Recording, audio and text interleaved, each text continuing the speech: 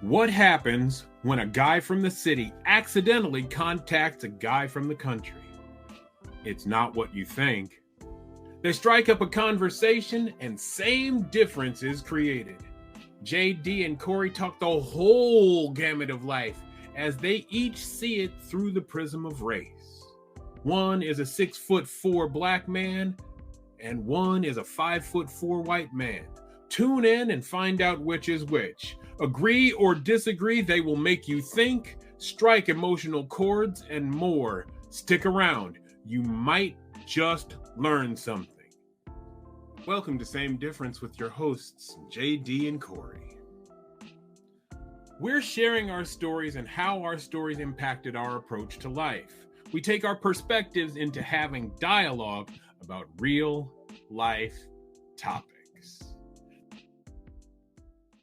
Welcome back, everybody. My name is Kory May, and you are here on Same Difference Podcast. My tag team partner is right next to me, and this is the good doctor, JD Mass. Doctor, say something. Thank you, Kory. How are you today? I am well. It is cold up here in Iowa.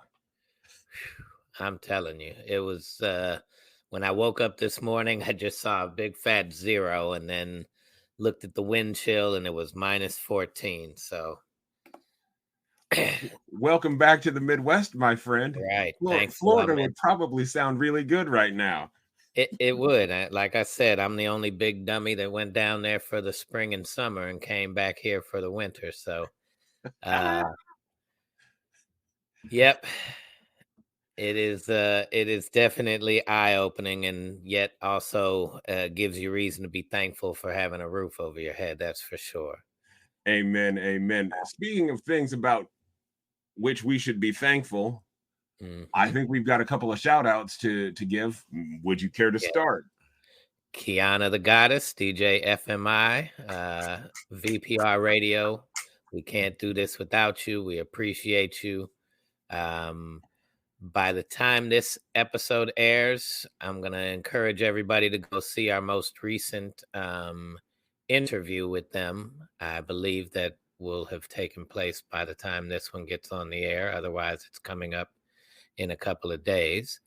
And yes, I'm just thankful for them and thankful for you and the fact that we put this together and we are starting to really bond here and the flow is getting better and better each time. So I'm taking notice. I think our audience is taking notice and we got a great thing. So tell everybody about it, spread the word, and let's keep the conversation going. Let me echo your thanks to Kiana and DJ FMI. Thank you for you, my good friend, better friend. And thanks for all of our audience members. One of the things that keeps coming out in communications between audience members and us is we really appreciate the authenticity of your conversations. And I want to remind everybody, none of this is scripted. You are getting to know us at the exact same time that we are getting to know each other. Let's take that one step further. It is because we are listening to understand each other as opposed to listening to respond to each other. JD and I, for whatever reason, we've got this wonderful chemistry, and it's because we are listening to each other, not listening at each other. We are not talking at each other. We are talking with each other. And this is what can happen when you lay down your arms and you genuinely listen to each other and find that common ground. With that, JD, you left us last episode, or the episode before the King episode, with the fact that you were not going back to the Ohio State University, and your mother said, no, you're not coming back. Oh, she said more than no.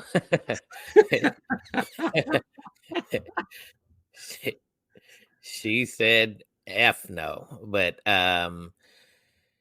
so yeah, that that was a time, your very first year of trying to figure out, what are you going to be like as an adult.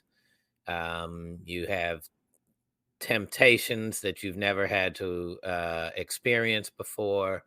And you know i I got into trouble, and I recall one night at Ohio State, and this was kind of the nail in the coffin night, especially once she saw my drugs. But my mom came to visit me on Mother's Day weekend, Kory, Oh, and it was bitter cold. And when you come into our dorms, there's two tables set up in almost like a V-like way, right? Like the dorm doors are wide to enter, and then you have to kind of go through and past. I won't even call them security. They're just older RAs sitting at the front, and they're supposed to touch your ID. Now, mind you, this is spring. We've been there all year. These are the same people. They know who we are. We come in and out, me and Andy, my friend, and we're coming in, and they they didn't touch his ID. And so, like, you got to be kidding me. And they like stop, and then they went to reach for my ID, and I'm like, "You've seen us. We Matter of fact, we I think we had come in and out earlier that night already with the same people, and they right. didn't touch his ID, and he was just frustrated, and I started dancing my ID around so they couldn't touch it, and they said, "Shut the elevators off." Well, he lives on the 23rd floor, I live on the 20th floor, and the doorwells are shut, so we can't get up. So I'm pissed at this point. You're not going to just stop me from going into my room when you know me, all of this, that, and the other. Yeah. I'm not thinking maybe they just don't like us. And maybe I should not be causing any ruckus. So I go, and there's a desk. Now, mind you, I'm 5'3.5", so I can round up to 4. But this desk comes up to, like my armpit chest size. And there's a guy about 6 foot behind the desk, and he's like, "No, I'm not going to let you up." And so I go, "Huh," and I flinch at him, And back Yeah. then, that was something to do to try and get somebody to jump. And we played that game. Think nothing of it. Andy's like, "Let's roll out," and we roll out, and we go out and have a good night. Come back, and they let us up. No problem. Everything's good. We go up to Andy's room, and we get a call. "The police are in your room, Jesse, and they're looking for you." What? So I have to run down there.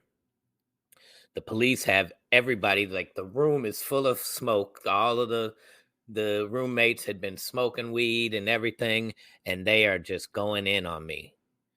And hey, so what happened? And what do you do? And I'm like, "Man, this is ridiculous. All I did was flinch at the kid." So they put me in the room. "Is there anything in your room?" And no, I'm not telling you there's anything in my room.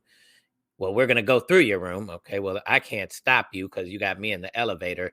And they just act like they're going through my room, and they're just asking me over and over again, "Is there anything you want to tell us about?" Da da da da da. And no, I don't have anything. And I'm blah blah blah. And they take me down to the station, and I tell the story of what happened. And I Right. tell them, like, I flinched at the kid, and I write it out, and I'm 18 years old, Right. and I get an attorney who actually taught at the school to come down. My father may have used his networks or whatever to get the attorney, and he comes down to the court. Now, mind you, sorry, I'm going to jail. Let me take a step back. And it's the eve of Mother's Day night. Oh.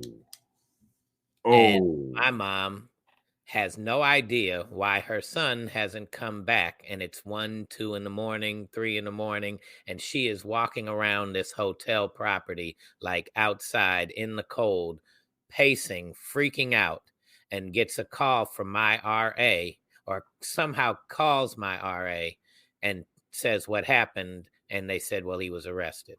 And so here she is, like, "Oh, this son of mine." So I get to bond myself out with a credit card and make it to her. And obviously, the rest of that trip was not a pleasant one. Right. Right. So, fast forward, uh, this lawyer, because this will be important later, this lawyer cusses me out at the courthouse, like, whenever my arraignment was. How dare you write out what happened? How dare you speak to the police? What in the heck is wrong with you? And I'm like, what you mean? I didn't do anything. I flinched at a kid. You assaulted somebody because you admitted to it. Assault is not touching them. It's battery when you touch them. Assault is the threat of touching them. And you admitted to it. You never admit to it. What is the rules of when they read you your Miranda rights? Anything you say can and will be used, and he screams down the hall, against you. And I was Oh, snap. Huh. Good point. Never gonna happen again. Mm. And so taking that one, that bit of information, they actually found me guilty, put me on probation, and I had a year of probation, although I didn't have to like check in with the probation officer or anything. It was a misdemeanor crime. But I didn't even know they'd put me on probation until I found like a letter years later, and I had obviously cleared it and whatnot. But yeah, they were after me because when that night when they came in there and there were smokers and they said, "Well, where did you get it?" I was an easy target. That's why they were screaming at me and this, that, and the other. Where we have something, we found stuff in your room, and I was like, "Okay, well, you already found it. Why do you need me to tell you what you got?" So lesson learned about interactions with the police and everything. And so fast forward now, mom has told me you're never going back there. My friends have, graduated from high school with me. They've been out a year or two. And this is about the time when gangs and drugs and and guns were starting to really become more and more prevalent in our neighborhoods. And so my friends had gotten a hold of some guns, and we've had beef with some neighboring neighborhoods, and everybody's claiming a blood or a crip at this point. And so we got into it with some neighboring blood gangs. And there had been some shootouts, in the middle of certain streets at night, and nobody had gotten hit yet and whatnot. And so we have these guns, and yet we're sitting at my mom's house one day. She's out of town, and we're, just kicking it and smoking blunts in the backyard and just having a good time. And one of my closest friends gets a phone call. I'll leave everybody's name out. But he gets a phone call from his family that his little brother, who was about 4 or 5 years younger than us, got into a fight at school. And I would say this was like he was in the fifth grade. Mm. And on the way home, the father of that kid he fought grabbed him, held him down, and made his son pick up a pole and hit him in the head while this kid was on the ground. Oh. And so when we go to the house, the two friends and I, we see like half of his face just swollen up. And we go and so now we got guns at our access. So we like, okay, well, we're going to go around there and see if we can talk to him. So me kind of knowing better, but wanting to be supportive friend, I drive and we go around there. Mind you, this is a street that connects to our school. We're 2 blocks away from our high school, 1 block away from Christ the King School. And Quick im- question. Quick question. Maybe it's sure, not relevant, but where'd you get the guns? Just off the streets? off the streets. Yep. Okay. And another thing, later, just tell me what it felt like to have the guns? So for me, I've always been afraid of them. My dad like hated guns so much he refused to let us have water guns as a child. Got it. Right. So I remember the first night they made me go out, and we went out into the middle of the park and shot it in the air, and it frightened the crap out of me. I mean, I might not have explained that to them at the time, but yeah, it never felt good. Okay. Right.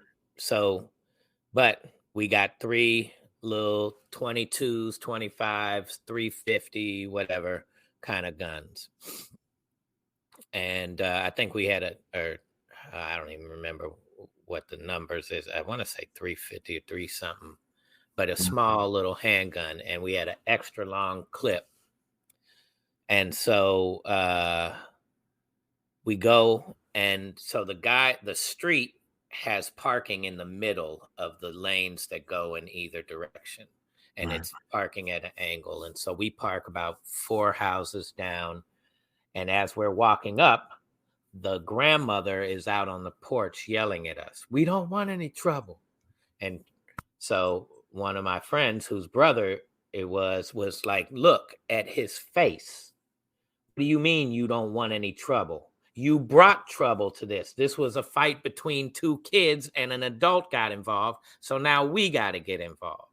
And the father goes into the house, comes back out with a shotgun, pumps it, grabs his mother, pulls her into the house, and points the gun at us. And we're on in 3 separate angles. So he pointed it at the one friend who was talking, who was really trying to be peaceful, but also saying, we're not going to take any shit. And before I knew it, I just started hearing gun sounds. I hear the big shotgun go off. I hear some little guns go off. I I believe, I mean, and I kind of turned away and started to run back to the car. And before I knew it, they came running past me, and they were like, give me your gun, grab my gun. I'm hopping in the car. They hopped the fences and ran back to their house. This was blocks from where we lived. And as I'm pulling off, the police come 11 cars deep.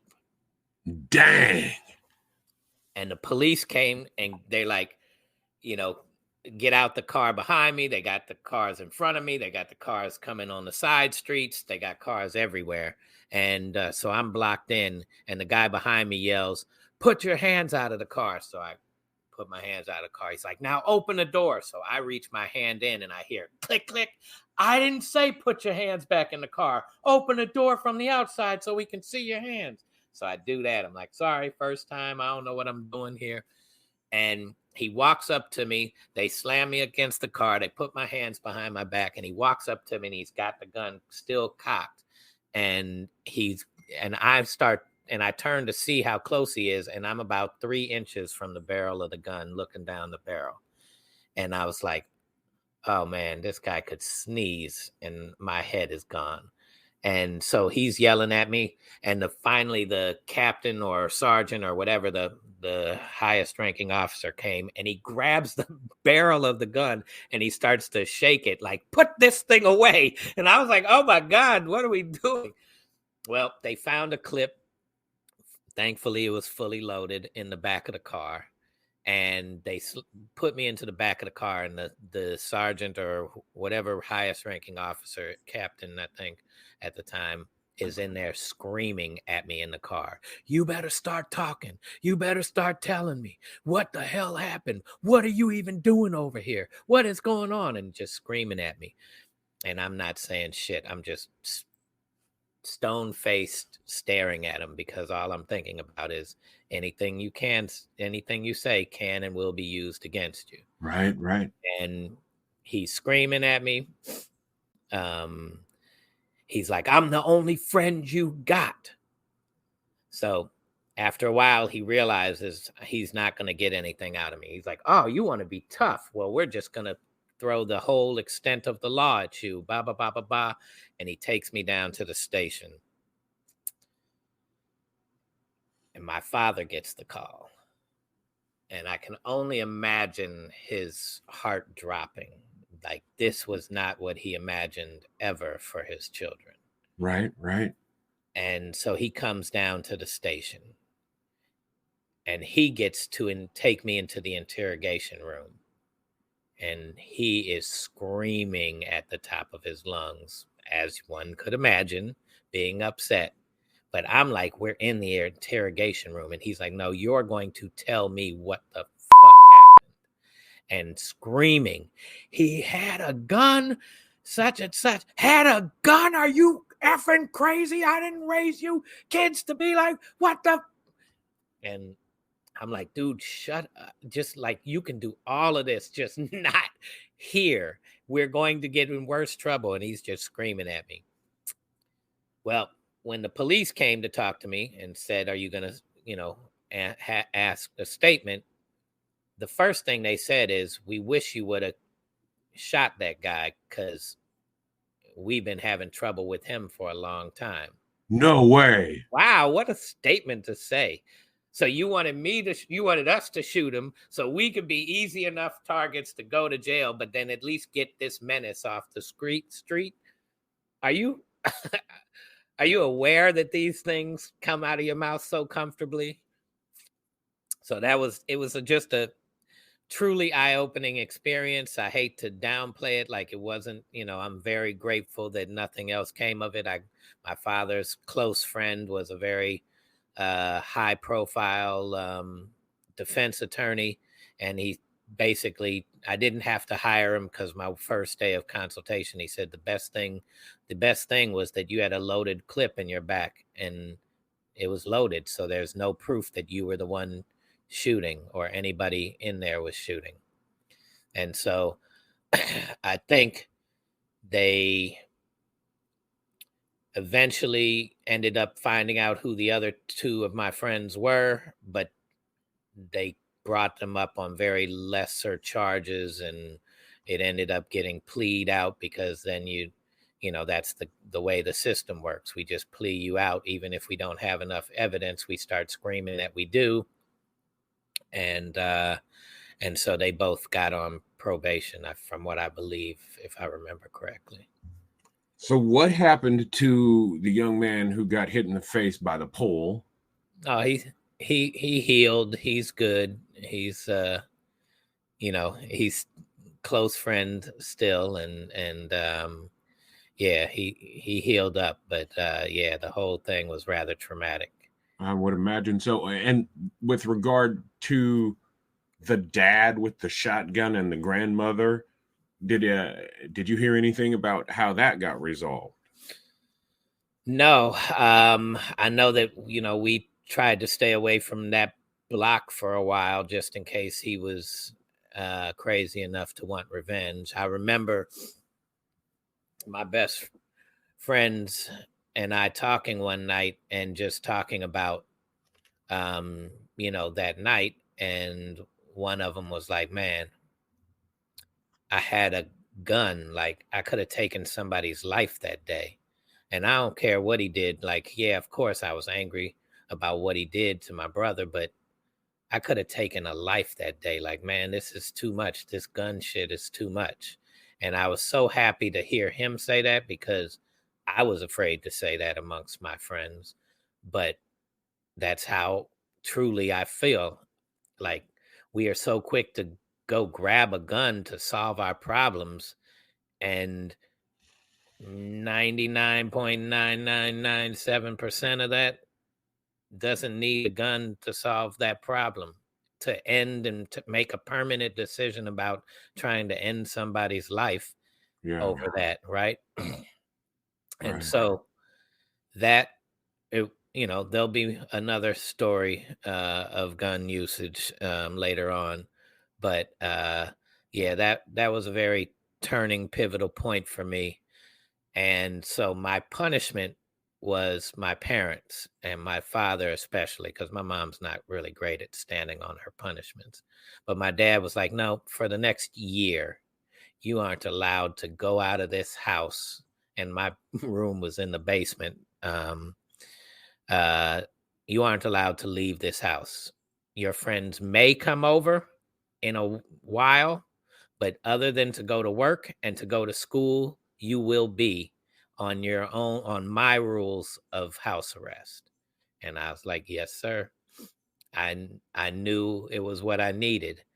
And I would go to work driving for Papa John's Pizza Hmm. and delivery. And I would go to night school at Webster University. And I was able to get my study habits and study skills tested and proven. And uh, spent 1 year in his basement. Well, the first semester in his basement, the second semester in my mother's house, where towards midpoint of that semester, I kind of got a little more leeway and a little more leeway, much to the chagrin of my father.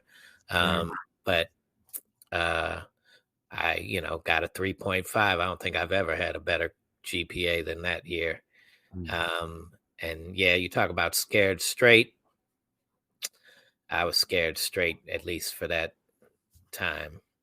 So let's look at some other contributing factors. So you had been in University City, and it seemed like it was this island of sanity, right?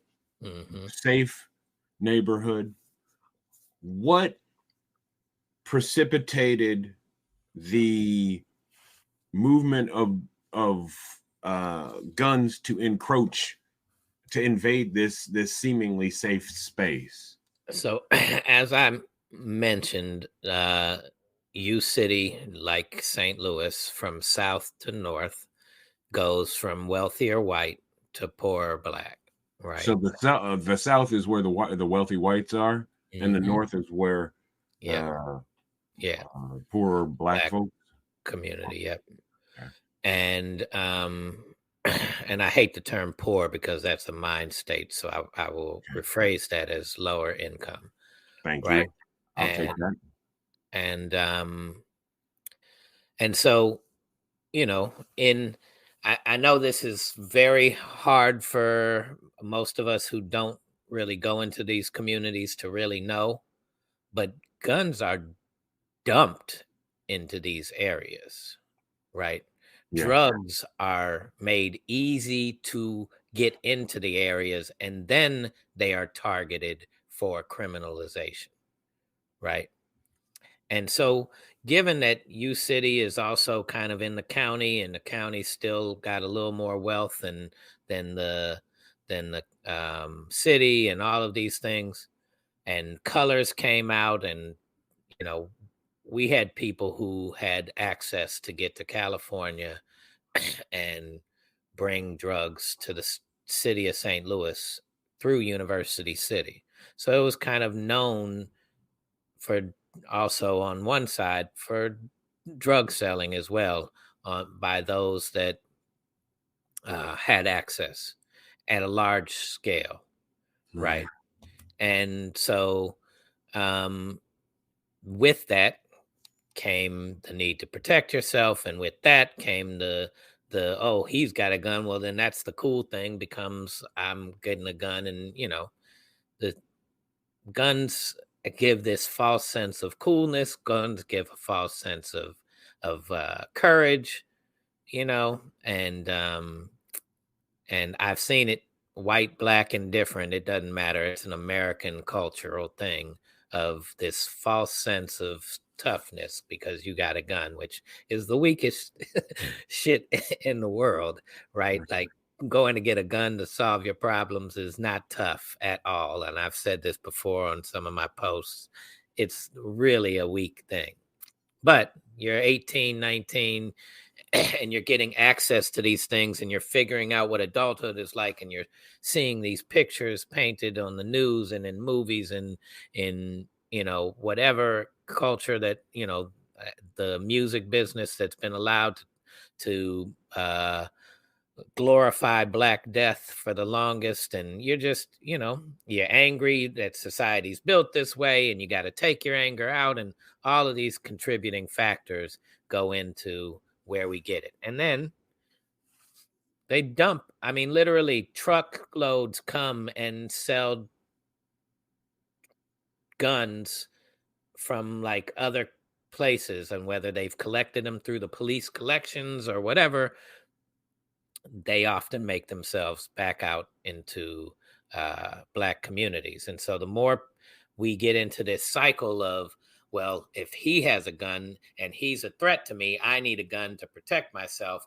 And then you just start getting into this mentality. When you have a weapon, part of the mentality is, I wish somebody would right Right, now, right, right. right? It becomes that kind of thing. And so I've seen it on multiple levels of that. And that's so that year, that summer really scared the bejeebies out of me. And I wish it scared me even more to take a stronger stance on a story I'll tell a little later. But yeah, that was a big one. So the environment is ripe when we don't have for neighborhoods to get overrun by these sorts of things is when lack of jobs, uh, lack of affordable housing. um what other circumstances might contribute to this being an So area where it gets dumped, where the it's guns and the drugs get dumped? right, but it's not just a lack of, right? Because it's it's also on the flip side that America is such a consumer based place Right, that you see all this consumerism going on and you can't participate. And so the temptations become more and more. And now you're not just measuring what you don't have, but you're measuring what you don't have in comparison to somebody else. And you're seeing fancy cars and you're seeing these other things. And you're saying to yourself, well, why are they worthy of it and I'm not? And you start to develop these, right? And so the quickest way to make money is not just the fact that, oh, I don't have a job or whatever. It's that, oh, easily I could sell this drugs that somehow made it all the way for me to be able to pick up. right. And I need to pay my bills and I want those fancier things. And so the temptations become there. And let me tell you, when you have, a weapon, you do feel a false sense of, I wish somebody would. I'm stronger now, right? Right, It evens the playing field if you're short and it makes people feel tougher. Who's not afraid to go to jail? There's this big macho thing that, our culture creates. And so you add the realness of weapons to that and you have something and you have this scarcity in these areas, and now I have a tool that I can go get something with. Now I have ways to go get that I'm lacking, and we know scarcity works. It's what started this culture. Period. right, So right. Two more questions. First, did you sell drugs in St. Louis? I allegedly participated in that because so many of my friends had access and some of them did use it uh, for either keeping their families fed or for for getting to the next level where they could not have to anymore. Um, uh, and so at times I helped facilitate. I wasn't necessarily out there pushing it as much, although Right. at one point I had a job that made it easier. Um, And we'll talk about these stories too to come. So we're gonna, yep. Go ahead. You had another question. Second question. Looking back from where you are right now, did being white help you? Saved my ass. Are you kidding me? No, Without a doubt. I want Like to. I want this is to. I what want to hear this is this. what this is what I want white folks to understand. Like they had no more evidence on me than they had on my friends about, like, I mean, they found me at the scene. They Right. didn't find them. Now they obviously, through the kids having the fight, they could identify that brother and blah blah blah blah blah and go. They didn't have anything. They didn't even get him that way. Mhm. But yet he got in trouble.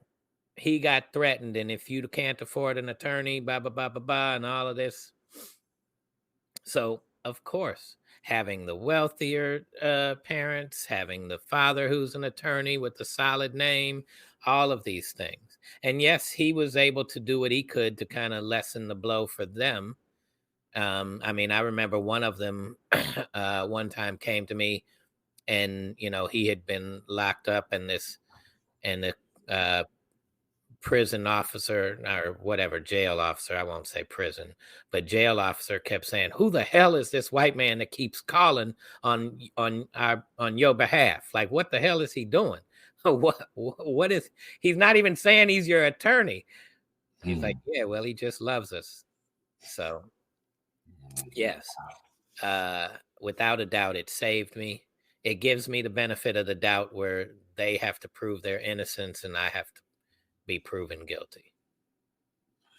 I think that's an incredibly powerful point that we need to keep amplifying. That's I knew that was a softball question, but I also wanted to hear you explain that for our listeners. Powerful stories, JD. Powerful stories. Yep, we got to share them. I know. I know that even as my book was written, my parents read stories that they were unfamiliar with, and this gets a little bit more in detailed. They're pretty much familiar with most of the rest of everything else that I've been through. Um, Right. but on the drug selling side, from what my friends participated, and mostly we stayed in the weed game, a few of us though, and then surrounding, community friends, so to speak, that weren't in our clique, were more heavily involved in cocaine distribution. But um, uh, I know that they didn't have a clue that that was going on, nor did they know how much I knew or how much I saw and witnessed and all of that. So we got plenty more to tell, and I look forward to sharing it with the audience, not as a braggadocious thing, but as a hopeful uh, opportunity for learning. I agree. It was a wonderful cautionary tale. I am hoping that our listeners are recognizing that we're not trying to brag. We're just simply trying to explain these are our life experiences. And because Mhm. these are our life experiences, there's something that can be gained from that. Yeah, Wow. and as we start to judge these famous people that make it big at very young ages, they're still really young, man. Right. Like I did some stupid stuff young too, and I'm here to tell about it, thankfully. And Right. some people do end up being able to tell about it, and others have to tell about it only amongst their jail cells. And so it it's it's real. Let's give some grace to younger people that are going through questions about what they have to be as an adult. Agreed. That's a JD, you've got some amazing stories. You have such a rich and incredible life. That these stories are amazing. I I will not deny that. I'm not saying it to brag, but you can't hide your light and think you're gonna help anybody. So I do. Very My true. journey is incredible, and part of me sometimes just thinks I'm here for the journey to share with others, so that somebody can do great things with this information. Agreed. Absolutely. Wow. All right, Mr. Kory, you Yes, have gone sir. to Atlanta. You have been around a different culture that you struggled with, and you mentioned about your struggles, and now you're back home in good old Iowa.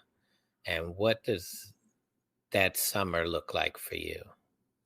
So I fly out of Atlanta and I go to Washington, D.C., where my eldest sister lives. And I'm going to work construction out there. And this is great money. It's great money.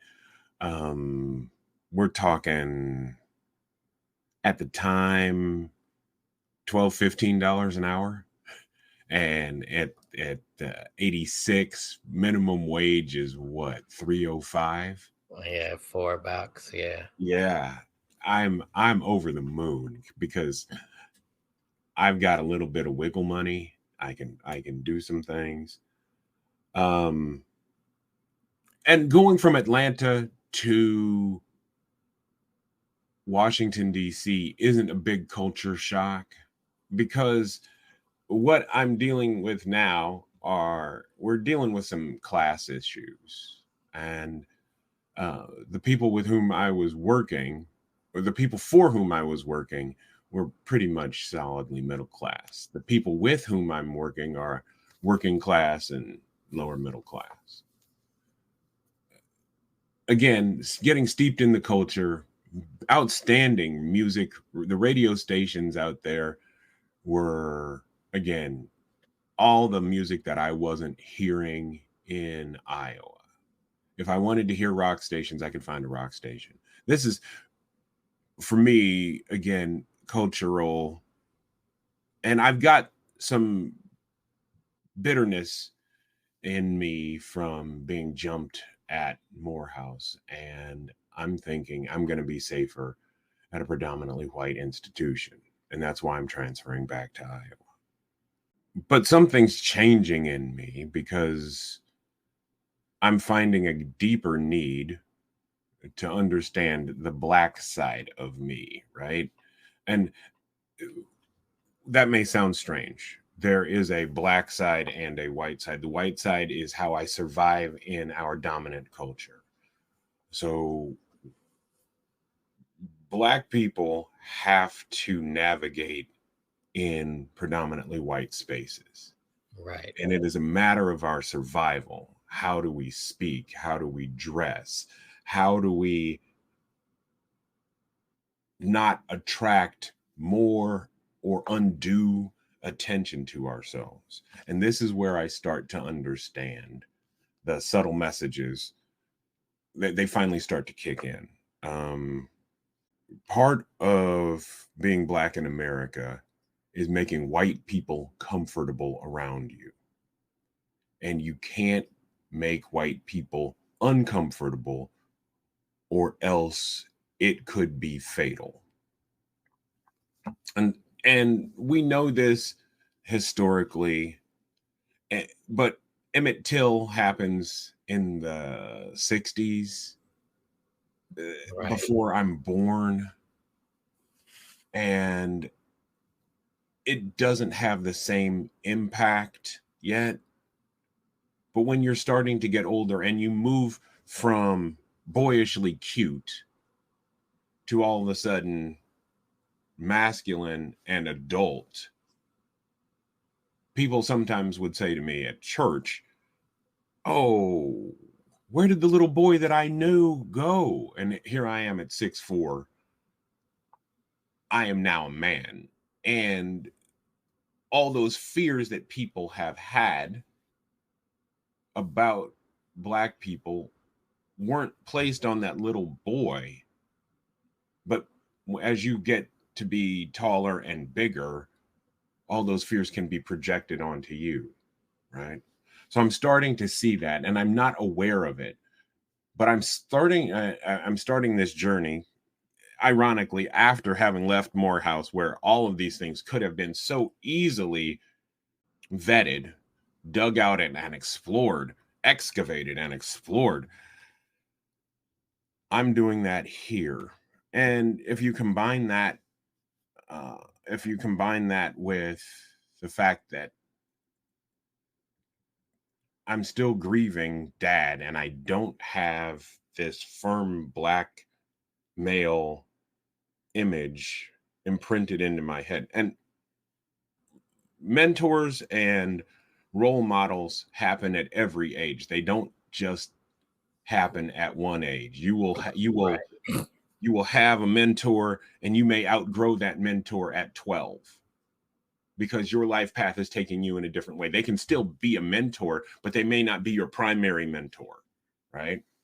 So mentoring in the teens, mentoring in the 20s, 30s, 40s, everybody needs a coach at almost every age. If you're really trying to achieve something, you will need a coach to get there.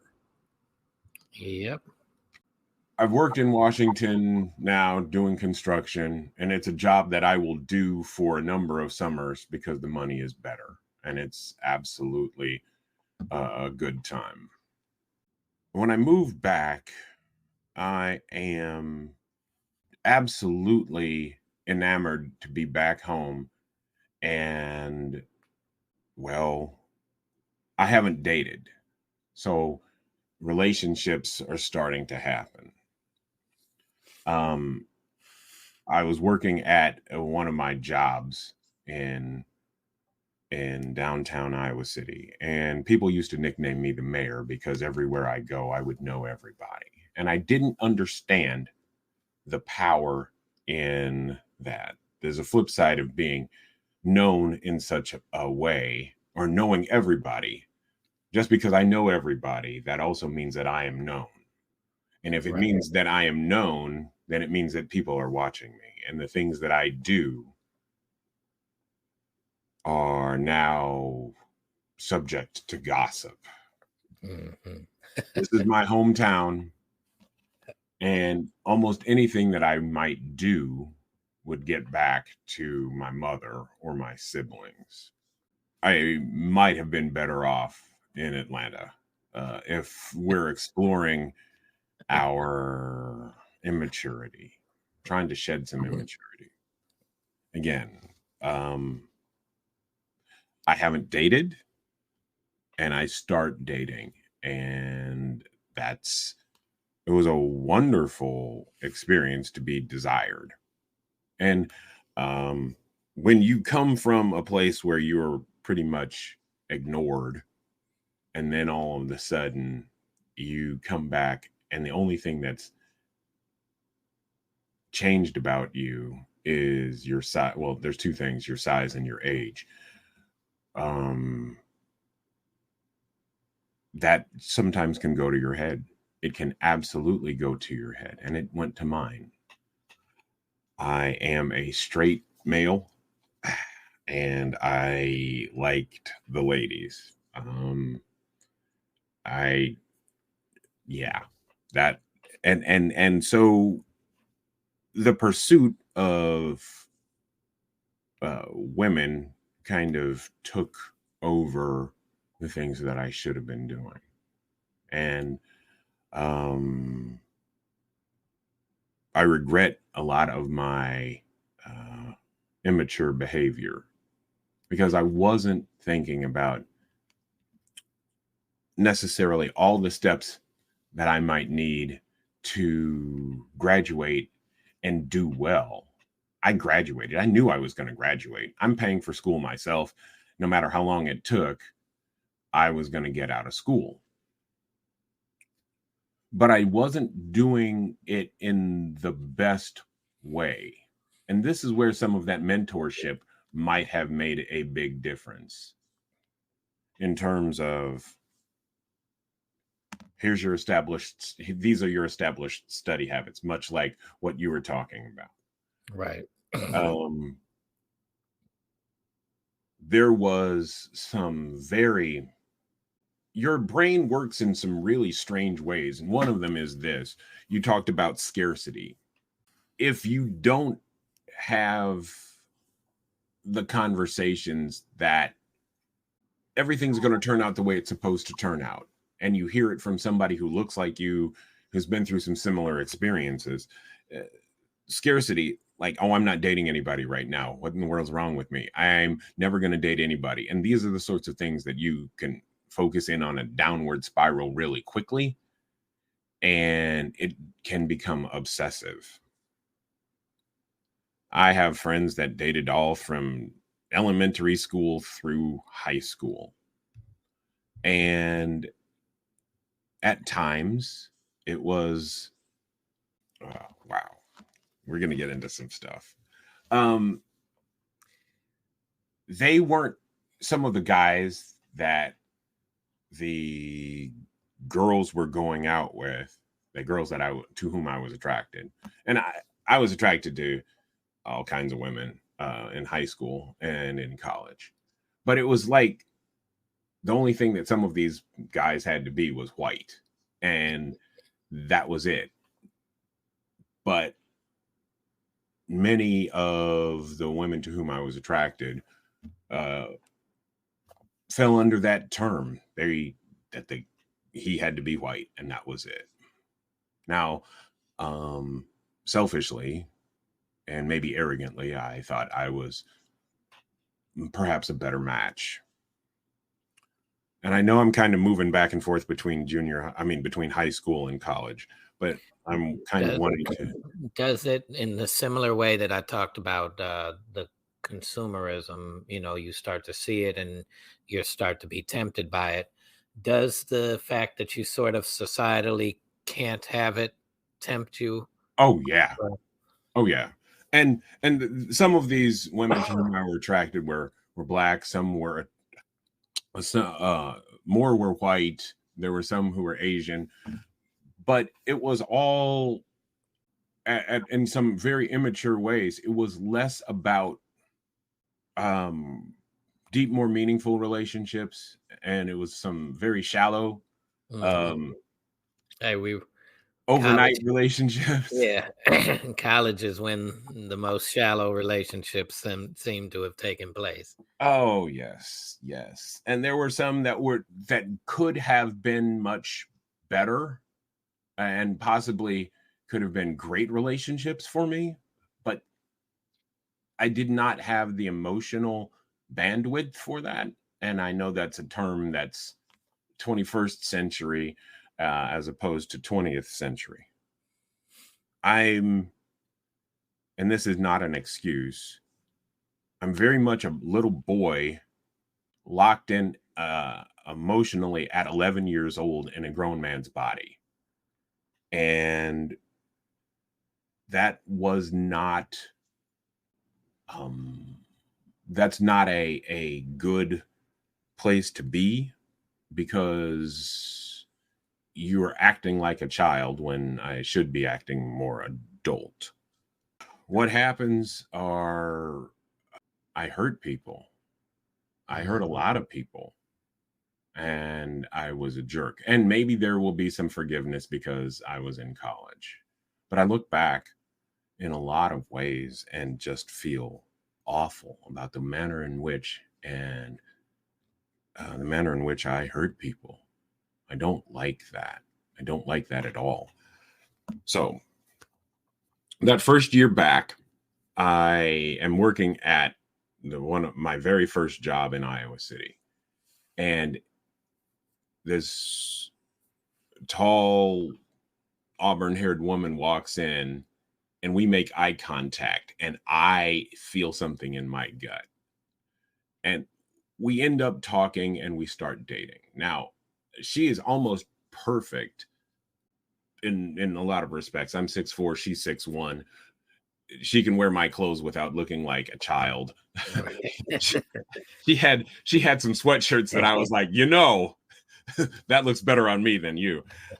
And we went out for a while. At some point or another, we as we start to get past the mutual attractions, we start to find out that our families know each other, but her parents would have been irate if they'd found out that I was black. Guess who's coming for dinner? Oh, and to hear it articulated, even though we are into each other, to hear that we are that I can't date her because well we have to be on the down low because I'm black. hurts. It's 1986, and that's a problem. I don't know at what point the relationship begins to change, but what I do know is that I'm thinking she's the right one, and she's a little bit older. She's 3 years older, and she's starting to shift away from me, and I don't know why she's pulling away. We make it to the summer of 87, and I'm going to go out to Washington D.C. There's a story there. I guess we can start up right there. Well, I want to. I know we might go a little bit longer than usual, but I want to just ask what's it like knowing that her family would not have approved, and the other side, was your family open? Did they meet her? Were they more approving, or did you both have to kind of hide it at that time? My family, if we dig back into the lessons that I'm taught as a kid, it was more about don't mess around with white girls because bad things can happen. It happened. Yep. And I'm okay with that. In elementary school, though, we all want to be liked. Mm-hmm. And I know that I'm pretty much, there's this emotional intelligence that's growing inside me prior to dad's death. I know I'm intelligent, but I also want to be the object of somebody's crush. I want to be loved, Mm-hmm. right? And I'm not seeing that, and I don't know how to solve it. So there's this longing. My fam eventually moves into a more open-minded mindset, and it's fine. But what doesn't happen is I never meet her parents. And not only do I not meet her parents, we have to be on the down low in a town the size of Iowa City. Right. So I can't refer to her necessarily Basically, as my it's girlfriend. tornado bunkers. Right. And if we do hang out, it's kind of discreet. Mm-hmm. So how are you feeling about all of that, though? it's kind of like a monogamous booty call.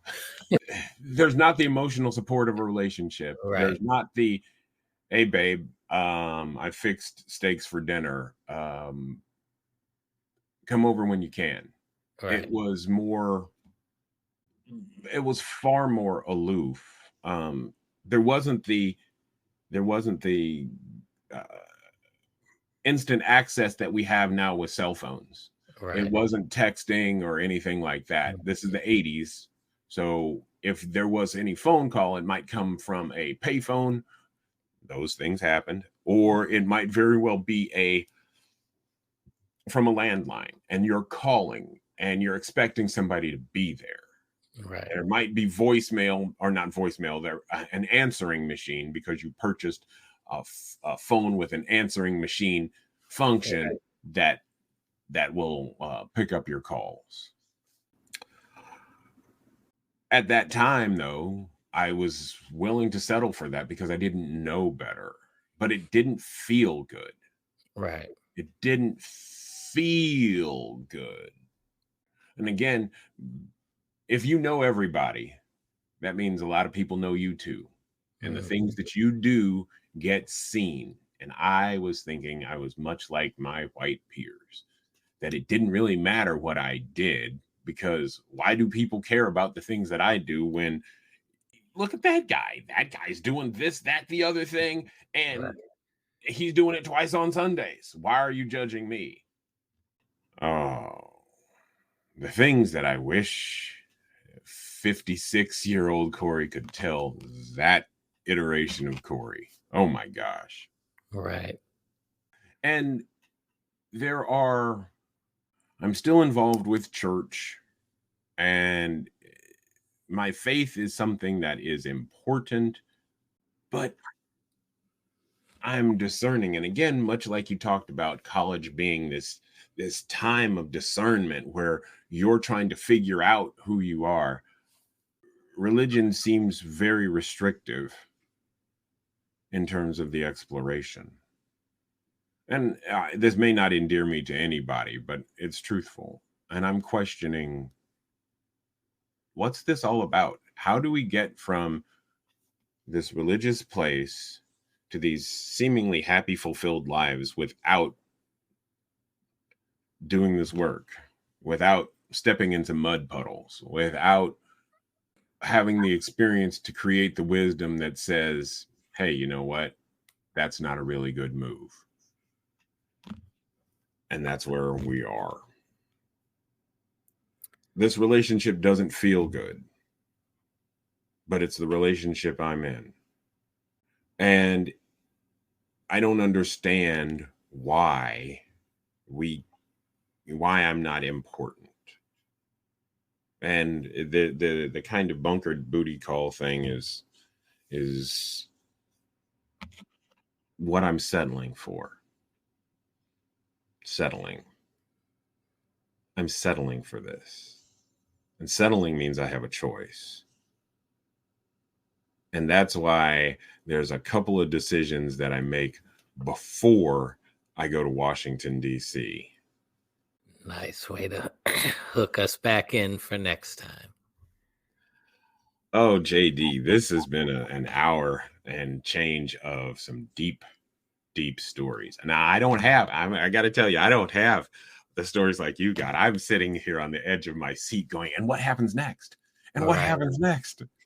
Well, I also, come from a larger city where there's more possibilities of that to happen. I'm sure the basis of the city being this prestigious University of Iowa, they're going to have some more influence on what comes in and goes out as well. And that, yeah.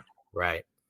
Whereas in the larger city settings, there's many more layers of dynamics of what goes in and comes out. That's very true. To our audience, again, I want to tell you that all of this is unscripted. These are conversations that JD and I are having as we get to learn about each other and we get to understand each other. These are happening in the exact same moments that you are hearing us. All of it completely unscripted. Absolutely. They are our stories, and they make up same difference, as we all do. Right. I highly recommend that if you have questions about us, the things that we were thinking, the things that we were feeling, drop us the email. You can drop us an email at JD. Tell us. Same difference broadcast at gmail.com. That's same difference broadcast at gmail.com. You can also access that from same difference life as well. Wow. And follow us on our social media, which yeah. I still don't quite remember all the underscores, but if you look us up and you see the diamond, black top, white bottom, you found the right place.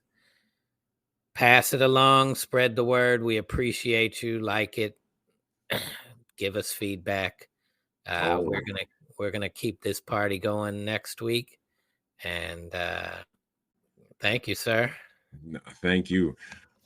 Friends, thanks for tuning in to Same Difference Podcast. Yes. Thank you for tuning in to another inspiring episode of Same Difference. We hope this journey through unique connections and diverse perspectives has left you with fresh insights and a broader understanding of the world we share. We're humbled by your support and enthusiasm for the incredible stories and discussions we've shared. And remember, our mission is to foster critical thinking, embrace new perspectives, and spark conversations that bring us closer to an equitable world. So, if you've enjoyed our podcast, please don't forget to subscribe, rate, and review us. Your feedback means the world to us, and it helps us reach even more listeners. And if you have a story to share or a topic you'd like us to explore, don't hesitate to get in touch. We're always looking for new voices and fresh perspectives to feature on Same Difference. Until next time, remember that our shared humanity is our most powerful asset, and by working together, we can bring about positive change. Stay curious, stay compassionate, and keep making a difference. Thank you for being a part of Same Difference. Take care, everyone. See you in the next episode.